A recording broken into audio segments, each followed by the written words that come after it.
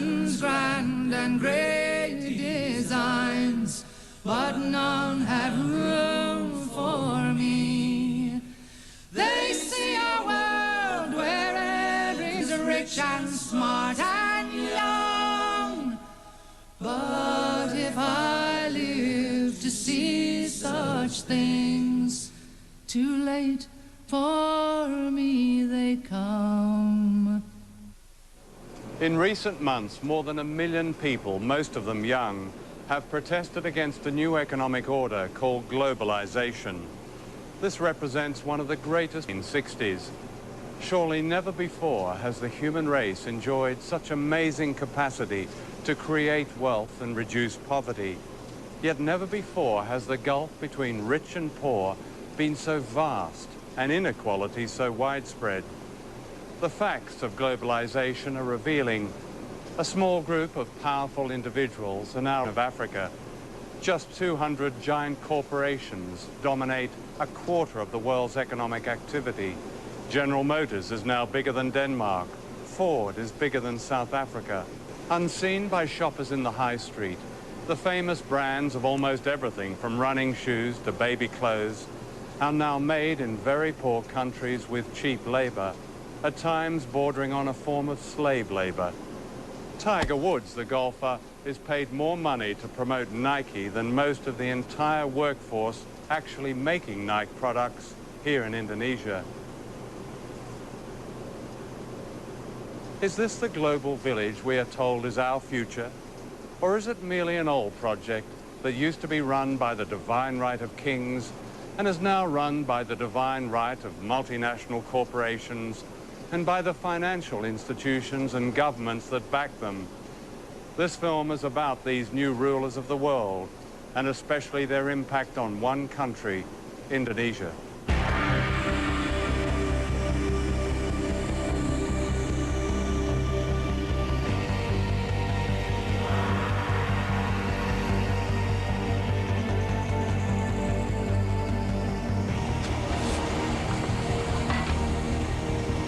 Indonesia is where the old imperialism meets the new. This is a country that should not be poor. It's rich in almost everything. Mountains of copper and gold, oil, timber, and the skills and labor of its people.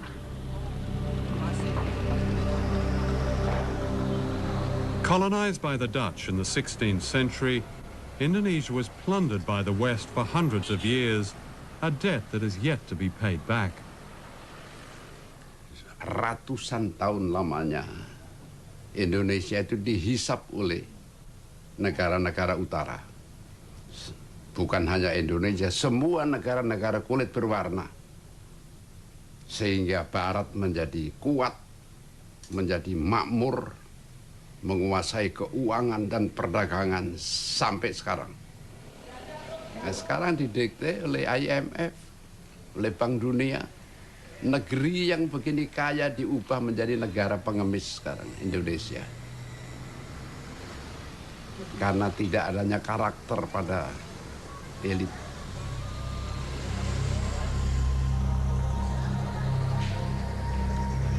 Globalization is used by its champions to suggest a coming together of people of all races, of all countries, and it will relieve poverty, it will distribute wealth. What we're actually seeing is precisely the opposite processes in train, that the poor are becoming markedly poorer, while the very wealthy are becoming staggeringly wealthy. And here are some of the staggeringly wealthy. This is a wedding in Jakarta of the Indonesian elite. Two merchant families are being united. 4 years ago, the World Bank called Indonesia a dynamic economic success, a model pupil of the global economy. Among the Versace dresses and diamonds are those who've reaped the benefits of the new global freedoms. Freedom to watch money make more money. In this respect, they could be any nationality. Outside this wedding, there's another world. In Indonesia, as many as 70 million people live in extreme poverty. We calculate that it would take an Indonesian worker like this waiter, 400 years to pay for a wedding reception like this.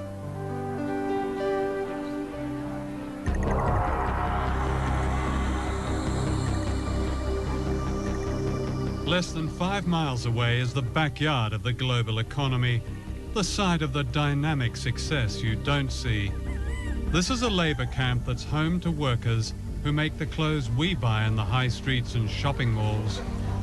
This is the human price paid for our fashionable trainers, our smart shirts, our jeans with a tag that says, "Made in Indonesia." Young people living here who make the famous brands are paid on average the equivalent of 72 pence a day, about $1. That's the legal minimum wage in Indonesia. According to the Indonesian government, it's just over half a living wage. The dormitories are made from breeze blocks and packing cases. When it rains, they flood. There are open sewers and no clean running water. Many of the children are undernourished and prey to disease. While I was filming here, I caught dengue fever, carried by the mosquitoes which infest these slums. It kills children. The conditions here are not very different from workers' camps in other parts of Asia, in Africa and Latin America, where the famous brands are also made cheaply for lucrative Western markets.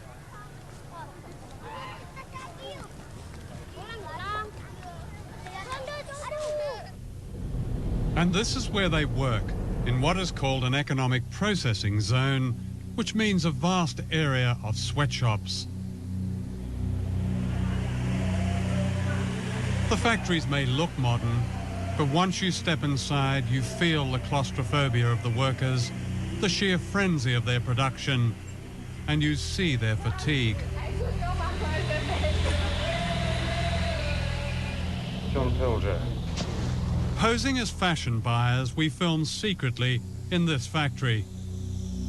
The factories are owned by Taiwanese and Korean contractors who employ cheap labor to make the products of famous brands such as Nike, Reebok and Adidas. We looked at one famous brand, Gap. The working conditions we found are by no means the worst. So you do Gap, of course. You do lots of Gap. And I mean the quality control of Gap, I think, is excellent. In the future, We found more than 1,000 mostly young women working crowded together under the glare of strip lighting in temperatures that can reach 40 degrees centigrade. The only air conditioning is upstairs where the bosses are. Working hours can vary and can be increased dramatically when an urgent export order has to be met. We surveyed 5 factories regarded as typical, and I interviewed workers from all over Jakarta. You work a 24-hour shift with just a couple of breaks, and then 2 hours later you start another shift. So in effect you work a 36-hour shift. Saya kerja long shift tuh dari jam 7.30 sampai pagi lagi 7.30, pas terakhirnya sore jam 18.30. Are you given any choice? Nggak bisa. What would happen if you refused to do this 24-hour shift? Ya mungkin ada hukuman, tapi belum pernah menolak sih. Jadi takut aja. On these long 24-hour shifts, do you recall what labels you were packing? Kebanyakan Gap sama Olevi. Do any of the people from the Gap company ever visit your factory? Sering. Do they ever ask you about or investigate the working conditions, your working conditions? Dulu pernah ada tuh, tapi di personal itu anaknya tuh udah dikontak duluan gitu, udah nggak boleh ngomong yang salah gitu, harus sesuai omongan dari personal dia. What did they tell you to say? Ya misalkan nggak bilang lembur longsip, terus pokoknya tidak boleh membuka rahasia perusahaan, tidak boleh menjelek-jelekan perusahaan. This is what the Gap company calls a code of conduct. In response to criticism, famous global brands like Gap have come up with these codes. They say the idea is to set standards and protect workers, but how effectively is it enforced? You have to come to Indonesia to really realize what codes of conduct means, and that it is almost useless to exercise or to implement code of conduct here in this country, because this government is always campaigning cheap labor here in Indonesia to attract the foreign investment, and codes of conduct cannot do anything about that.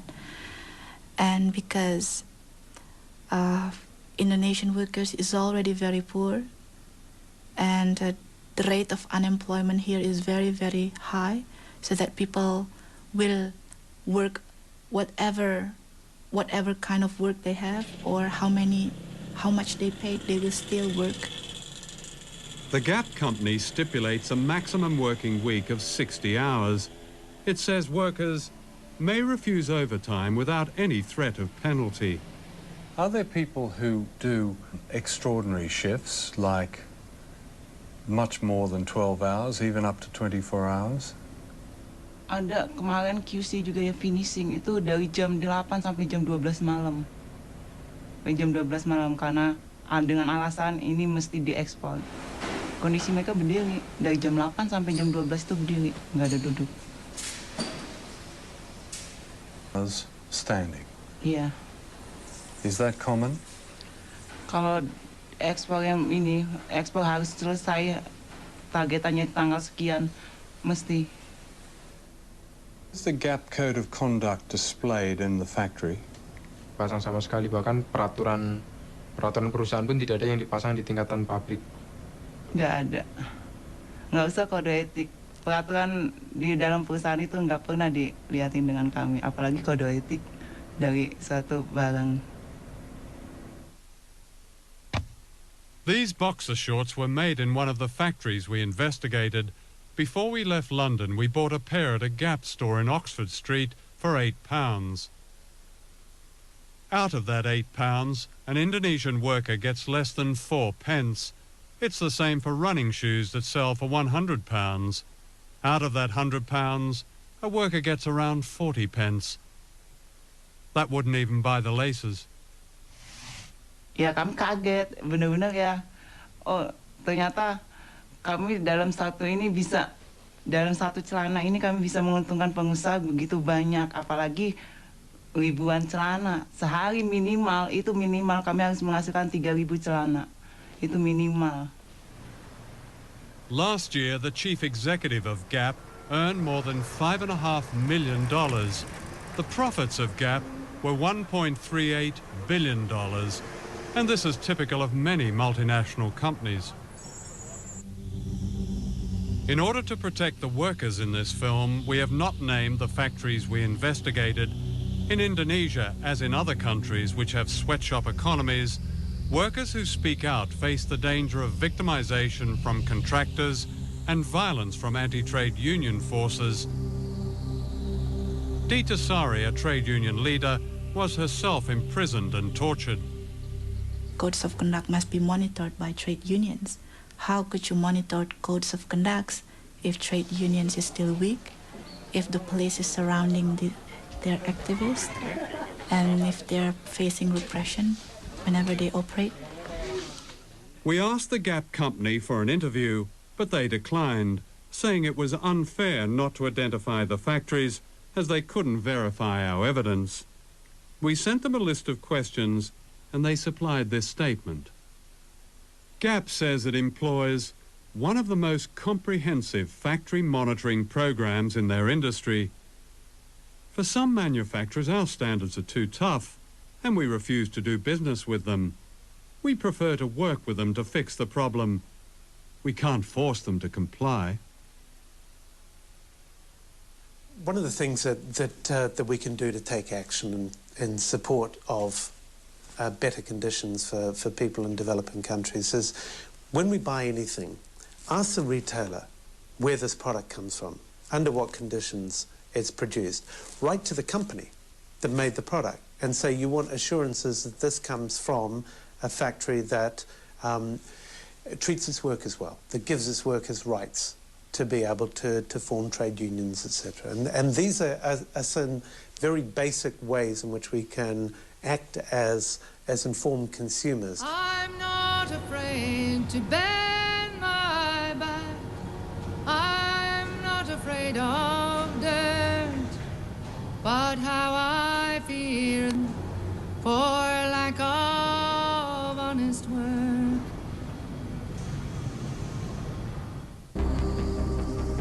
Globalization in Asia has a secret history. The great sweatshops and banks and luxury hotels in Indonesia were built on the mass murder of as many as 1 million people, an episode the West would prefer to forget. But many people here have not forgotten. In recent years, people all over the country have begun searching for the remains of loved ones murdered when General Suharto seized power in the mid-1960s, aided by the United States and Britain.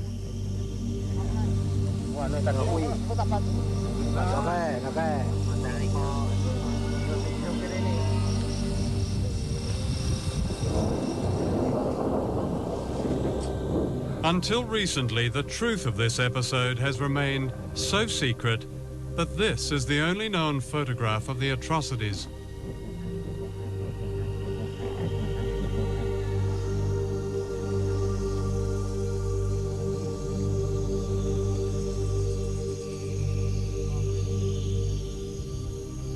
One day in early October 1965, a gang of thugs entered this school in Jakarta and beat to death the headmaster. He was suspected of being a communist. His murder was typical of the slaughter of more than 1 million people, teachers, students, civil servants, peasant farmers. Described by the CIA as one of the worst mass murders of the 20th century, the origins of this terrible episode have been covered in mystery. Certainly it brought to power General Suharto. But what is now emerging is the extent to which he was secretly backed by the United States and Britain and by Western business leaders.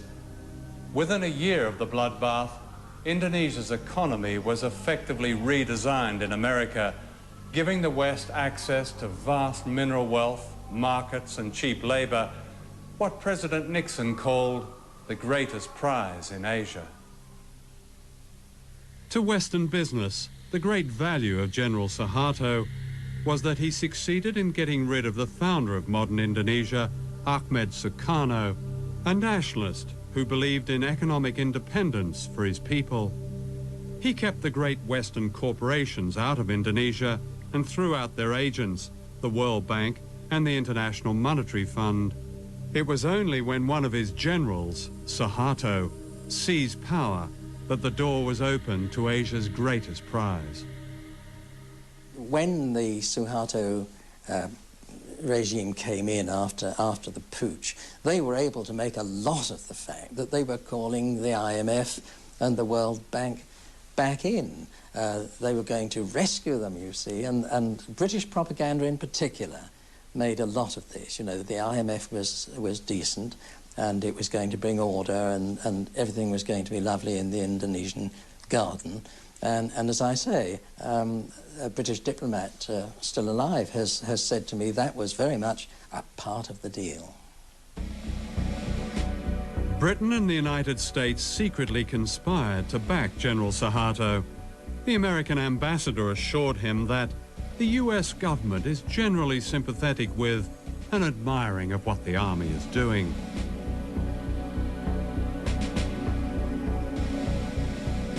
Thousands were rounded up. What was not known at the time was later revealed by American officials. The CIA had supplied a list of 5,000 opponents to be assassinated, and embassy officials ticked off their names as they were murdered.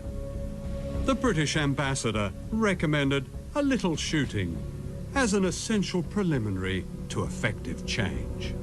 In the first few days, the British sources in particular purported not really to know what was going on. Of course they knew what was happening. I mean, there were bodies being washed up on the lawn of the British consulate in Surabaya. There were bodies floating all over the Malacca Strait and so forth. A man called Hadi Broto, a lieutenant colonel or something, was anxious to take some troops, Indonesian troops, from the east coast of Sumatra, from the northeast coast of Sumatra, to east and central Java, so that they could take part in what we now know was this terrible Holocaust, really. He found a Panamanian ship, and the ship sailed with the troops down the Malacca Strait, escorted by 2 British warships. So the British were directly involved in, as what you describe as a Holocaust? Well, I would count that some sort of involvement, wouldn't you? The American press reported these events not as a crime against humanity, but in terms of their economic advantage to the West. Time magazine called them vengeance with a smile, and the West's best news for years. Others described a gleam of light in Asia. The seeds of globalization were planted in the bloodbath. In 1967, the Time Life Corporation sponsored a conference in Switzerland that planned the corporate takeover of Indonesia. It was attended by the most powerful businessmen in the world, such as David Rockefeller.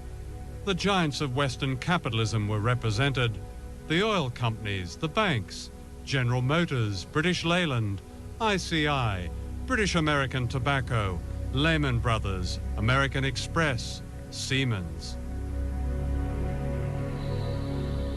Across the table were Indonesian leaders approved by General Suharto.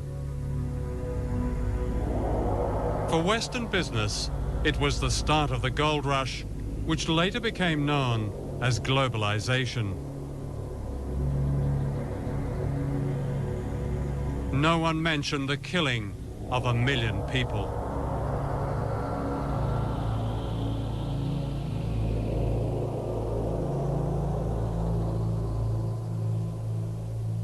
I've never, ever heard of a situation like this for any country, where global capital essentially holds a meeting with state and hammers out the conditions of their own entry into the country. The conference went on for 3 days. The first day was when the Indonesians spoke and essentially made their case. They divided into 5 different sections on the second day. Sectoral meetings, mining in one room, food services, light industry in another, banking and finance in another. Chase Manhattan was there. And simultaneously, they hammered out policies that were going to be acceptable to these global investors on a sector-by-sector basis, with each of the people going around the table saying, this is what we need to see, this, this, this. And they basically designed the legal infrastructure for investment in Indonesia.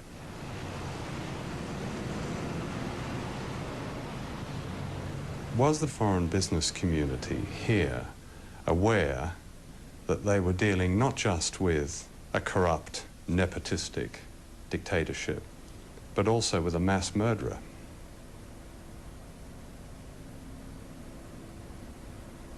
That's a very general question. Well, no, it's quite specific, actually. I mean, mass murder is mass murder.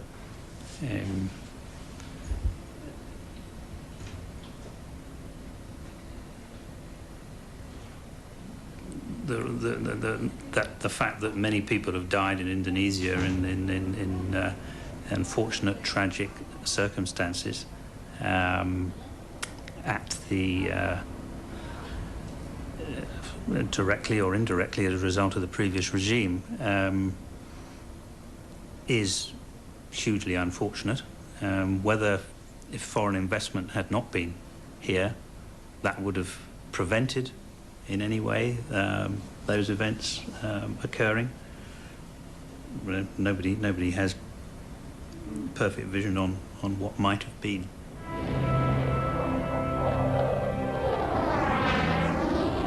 Globalization began in Britain in the 1980s when Margaret Thatcher dismantled much of manufacturing and poured millions of pounds into building up the arms industry, Indonesia became an important British arms market, and General Suharto was sold everything lethal, from fighter aircraft and missiles to warships and machine guns. Unknown to the British public, millions of pounds went to the dictator in export credits. In other words, a large part of his arms bill was paid by the British taxpayer. So important was Suharto as a business partner that the mass murderer was welcomed to London by the Queen.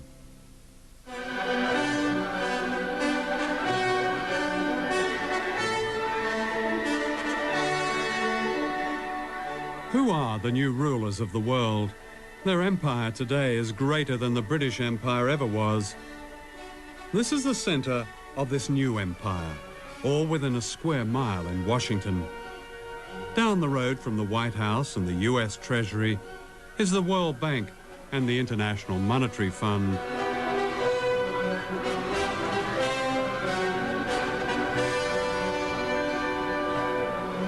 These two bodies are the agents of the richest countries on earth, especially the United States.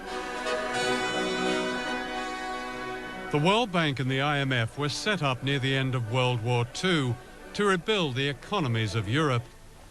Later they began offering loans to poor countries, but only if they privatized their economies and allowed Western corporations free access to their raw materials and markets.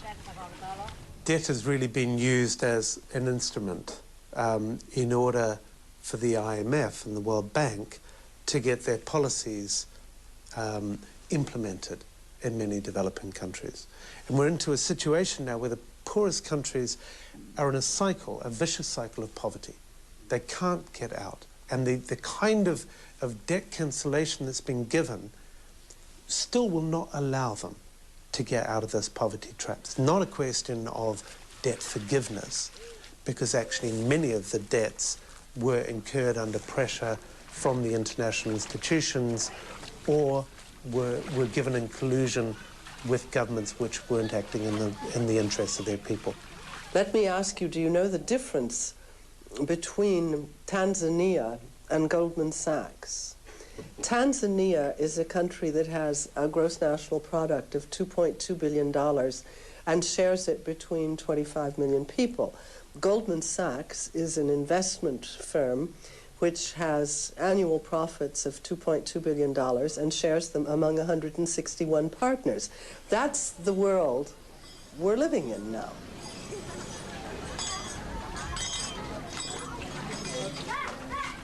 The World Bank says its aim is to help poor people, promoting what it calls global development.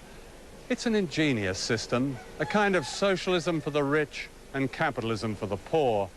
The rich get richer on running up debt, cheap labor, and paying as little tax as possible, while the poor get poorer as their jobs and public services are cut back in order to pay just the interest on debt owed by their governments to the World Bank. Here in Indonesia, where most people are poor, the handouts to the rich have been extraordinary, to say the least. Internal documents of the World Bank confirm that up to a third of the bank's loans to the dictatorship of General Suharto went into the pockets of his cronies and corrupt officials. That's around $8 billion.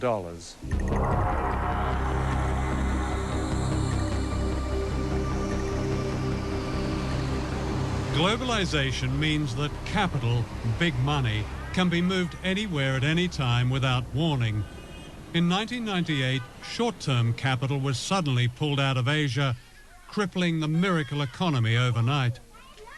When the Indonesian rupiah collapsed from being roughly 2,500 rupiah to the dollar to being what it is now, 10,000 rupiah to the dollar, the costs to Nike for each Indonesian laborer was cut to 25% of what it had been.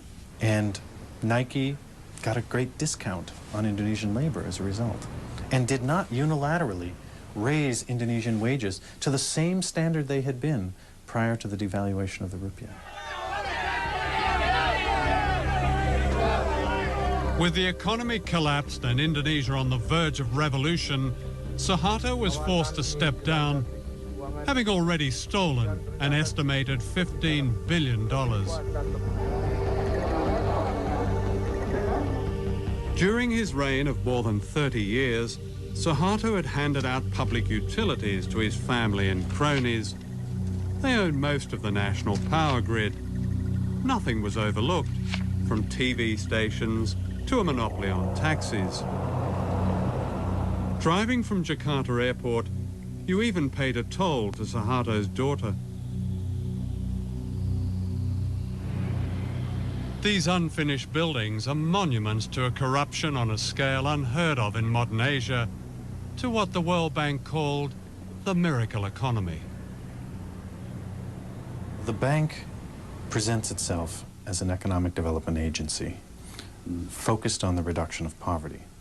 But in fact, the bank operated during the entire Cold War as an institution that distributed resources to mostly authoritarian regimes in the Third World that supported the West in the Cold War.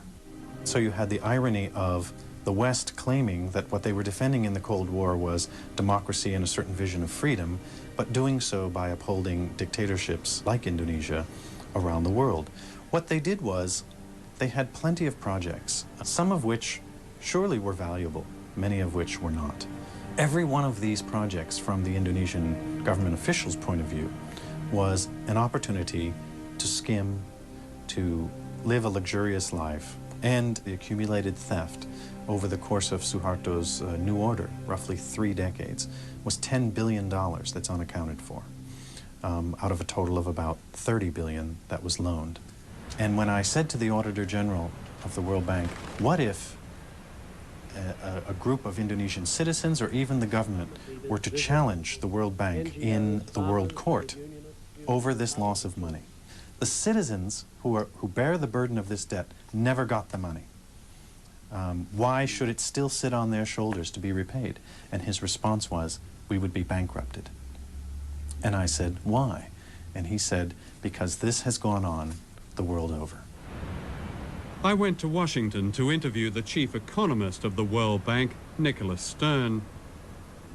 I asked him to explain how almost 30% of World Bank loans to Indonesia had been lost or stolen. We simply don't know what that number is. Here's your own internal report, August 97. I quote, we estimate that at least 20 to 30% of Government of Indonesia development budget funds will payments to government staff and politicians. That number was plucked out of the air. Lots of times we have to guess with numbers, and the person who wrote that was guessing. Somebody comes up with a number and it gets recycled. But a lot of money. I don't want to dismiss the issue. Just let's not get hung up on one figure, which isn't a particularly hard no, figure. but I mean, if it's a third of what the World Bank has put into one country... No, then it's a serious question. When you have a loan, there's a lender and a borrower, and they share the responsibility in some way. There's a strong case that has been made by people who've seen this evidence that the World Bank was duped by the Suharto regime, claiming that poverty had dropped to 30 million, and in fact poverty was around about 60 million. Let's talk about the harder figures. The income poverty figures are always the most difficult ones to get your hands on. But I think the illiteracy figures in the infant mortality figures are in this case probably more reliable. And there was some progress during that 30-year period, significant progress, I mean, cutting illiteracy by half and so on. That's a very important step forward, so let's not lose sight of that. In 1997, the World Bank described the economy under Suharto in a famous report as absolutely dynamic, doing everything right, terrific, brilliant. You know, by that time, the whole Asian thing had already started to collapse. It wasn't until the following year that the World Bank, for the first time in 30 years, had anything to say about a regime that is guilty of mass murder. Why was there such a silence that seemed to a lot of people simply to be complicity with this murderous dictatorship? I think if we look back on our analysis of the economy and the politics at the time, we got a number of things wrong, and we have to understand that. We're going to get things wrong again. Not so many people called the Asian crisis before it happened. We failed along with That's your job, though, isn't it? You're all economists with fantastic degrees and brilliant backgrounds, and how can you get that wrong? We're going to get it wrong some of the time. I think non-economists get it wrong a lot more often than economists. But this isn't a precise game, and there are going to be a number of occasions in the future where we get things wrong too. So globalization creates debts, and debts creates misery, creates unemployment, creates the crisis, creates privatization, a lot of states' enterprise being privatized. So people will have to pay more to have an access for instance, like health, education. So it's not natural. Debts is not natural. It's designed. So in effect, the money stolen by the Suharto family is being repaid. Yeah. By us, by the children. But none have room for me. Every day, more than $100 million is transferred in debt repayments from the poorest countries on earth to the richest. It is a debt that can never be paid back.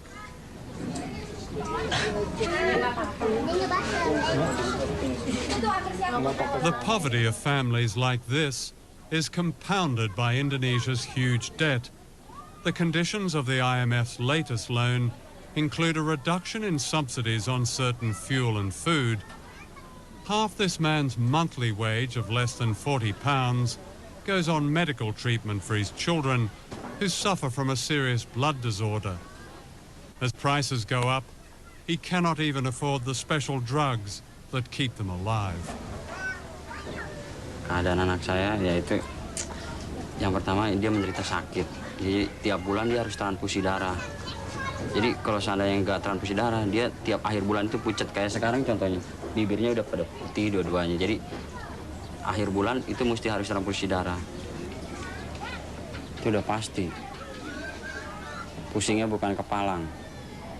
Ya kalau seandainya saya sakit gitu nggak bisa masuk kerja, ya udah apa boleh buat. Paling kita bisa cari pinjaman buat berobat anak gitu. Nanti setelah kita kerja lagi baru kita bayar gitu. Kita cicil. Udah mandi kok Mbak Sis. Kalau seandainya gitu ya, barang-barang naik, sedangkan UMR gaji gitu naiknya nggak seberapa, ya kita otomatis ya kita serahin diri sama Tuhan aja deh. Mungkin yang jelas mungkin berobat pun kayaknya nggak bisa. Jadi kita pasrah apa adanya. Sebab gimana kalau kita paksain untuk harusnya setiap pagi anak-anak kasih teh manis, sekarang enggak. Susu juga enggak. Ya paling kita bisanya teriak sama pemerintah, ikut lewat FNPBI begitu. Kita tuntut pemerintah dengan supaya naikin UMR 100%. Yang penting sekarang kan alhamdulillah bisa ketemu buat berobat. Biar walaupun kita makan pakai ikan asin, tapi udah alhamdulillah. In the global economy, one American corporation dominates the world trade in food grains, while almost half the world's population, like this family, attempt to live on less than $2 a day.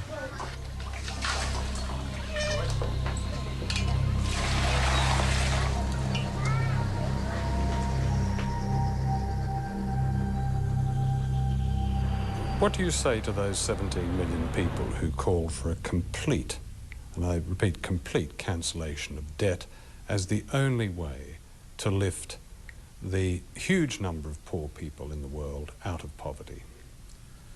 I'd say two things.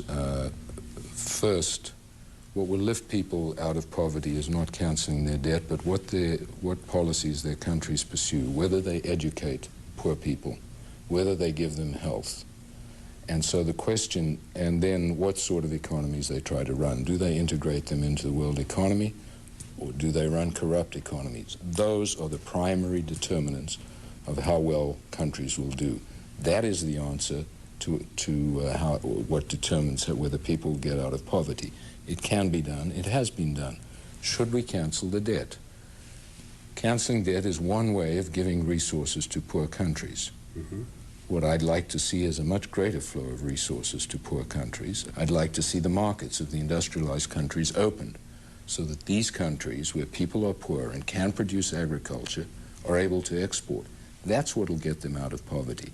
The statement, debt relief is the only thing that will get them out of poverty, is wrong. It would help, provided it is accompanied by a whole set of other measures. But surely debt, even in one's own life, and especially a poor person's life, is the greatest cause of real poverty. No. And when you have a country devoting half its budget to paying off a debt, when you have the poorest countries in the world sending out millions of dollars into the rich world, surely as a priority, that debt has to be either relieved substantially or go altogether. Doesn't that make it just seems common sense to me? If I got that wrong? Yeah, you've got it wrong. Oh, let me explain. Okay.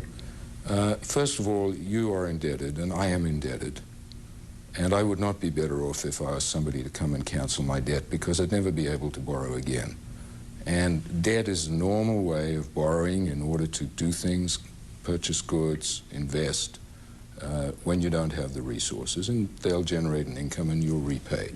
So the notion that all debt should be canceled is a bad one. Financial systems operate on the basis of debt that is paid. The Human Rights Commission of the United Nations, in a very comprehensive report, said, and I quote, "The institutions of globalization have yet to seriously address the issue of human rights in a democratic fashion. Globalization has caused global conditions of inequality and discrimination." What's your response to that? I simply can't respond because I have no idea what evidence they're referring to. Human globalization has caused discrimination?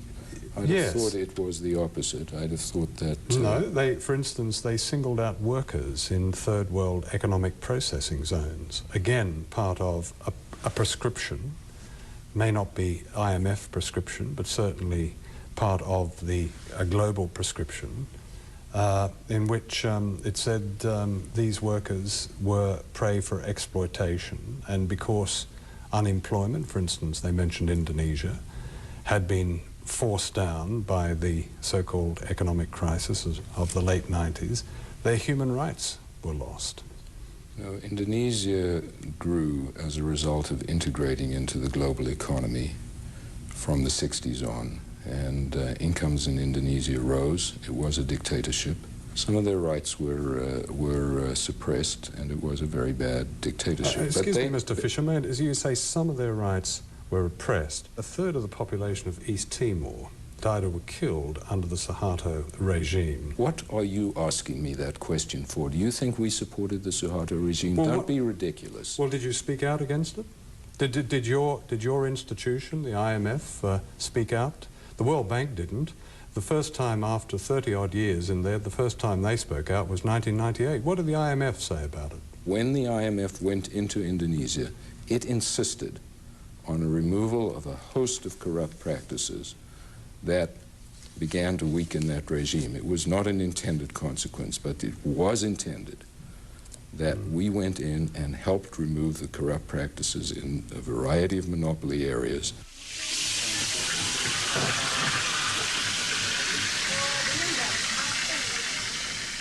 And because now the government, as recommended by the IMF, has already cutting off a lot of subsidies, not only oil and electricity, but also water and education and subsidies and agriculture. So it means that the workers, if they have sons or daughters, they have to pay more if they want to put their children to school. Before, of course, people eat 3 meals a day, but now they have to also make efficiency. So they eat, instead of 3, they eat twice a day. And or they reduce the quality of the food. So that's why maybe the level of productivity is getting lower, because people are getting poor and getting tired, and if you are tired, you cannot work properly.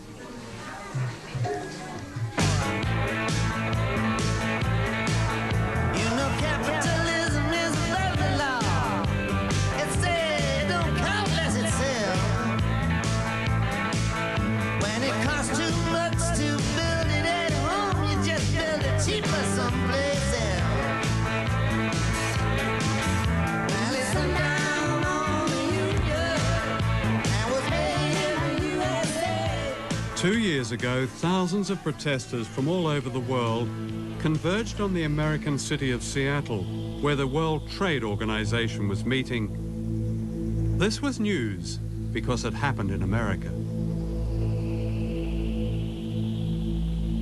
And yet throughout the world, in Africa, Latin America, Asia, a deeper movement against globalization has been growing for years. But this is not considered news. On every continent, millions of ordinary people have protested against the power of the IMF and the World Bank and the imposition of Western power. People have marched and petitioned against privatization, against selling off their water, against turning their farms into suppliers for the dinner tables of the rich. Now the protests have spread to Western countries, from Seattle to Melbourne, London to Genoa. The coverage of these events follows a pattern. It seems it's only news when there's violence, even when the great majority of the protesters are peaceful. In contrast, the violence of the economic policies they are protesting about is seldom news. In the weeks and days leading up to May Day in London, the police and the government orchestrated a propaganda campaign. The aim clearly was to alienate the public from the demonstrators by representing them collectively as violent and by suppressing the very issues that have public support. The limits of tolerance are passed when protesters, in the name of some spurious cause, seek to inflict fear, terror, violence and criminal damage on our people and property. To Tony Blair, the rich getting richer and the poor getting poorer is a spurious cause. And when May Day came, 6,000 police turned part of London's West End into a giant detention camp. I think the issue of violence, which we're constantly asked about, is our main way in. I think that the key to these things is actually getting mass amounts of people involved, because the media will put one point of view across time and time again, you know, the mindless hooligan side.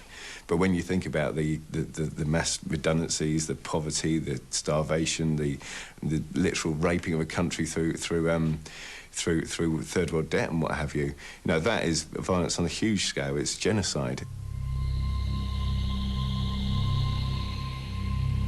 The newest ruler of the world is the World Trade Organization based in Geneva. The Economist magazine calls it an embryo world government, and yet no one has voted for it. The effect of its policies make it illegal for governments to hinder the profits of big business. This is known as free trade. If there's one feature about the global economy, it's the companies have globalized. But we haven't regulated the global companies. And that's the change that we've got to put into this international system if we're ever going to get rules that are fairer to workers, fairer to the world's poor, fairer to all of those who are affected by this international production system. People can't stand by, they can't be spectators when we're faced with forces like this. They join this movement and the movement starts to gather momentum. Already we've had some extraordinary successes. We managed to stop the implementation of a crazy idea called the Multilateral Agreement on Investment, which would have allowed corporations to sue governments for the removal of any law which they didn't like. Now, that was being promoted, that idea, by the 29 most powerful countries on Earth. It was being promoted by all the major multinational corporations and all the big institutions such as the World Trade Organization. And a ragged band of dissenters around the world managed to stop it. We beat them. And if we can beat that, we can beat anything. What is with the people is the fact that the corporations and the superpower are using more and more fabricated propaganda. People can now see through the spin. People know they cannot believe anymore what is said. And the people are starting to withdraw their support. They're starting to say, no, a government that only protects the Pepsi and the Coke and the McDonald's is not our government. In rich countries like Britain, globalization is well advanced.